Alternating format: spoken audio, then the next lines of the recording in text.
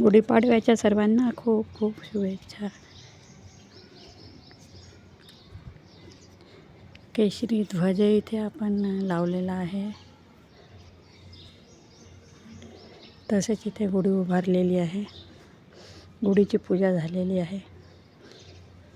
गुढी उभारण्यासाठी लिंबाची डांग, कडुलिंबाची, त्याला आलेले कोवळे फुलं, आंब्याची डांग आणि गाठी, लाल कपडा, ऑरेंज लाल लागतो. काठी स्वच्छ धुवून हळद कुंकवाचे बोटे लावून त्याला गुढी उभारतात आणि गोडाधोडाचा नैवेद्य करून साखरेच्या प्रसादात कोवळी कडुलिंबाची फुले घेतात आणि ते सुद्धा टाकतात. अशा प्रकारे गुढीचा इथे प्रसाद साखरेचा आहे ठेवलेला.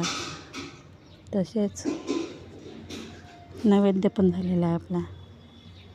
नैवेद्यसुद्धा इथे घातली लावलेला आहे गुढीला.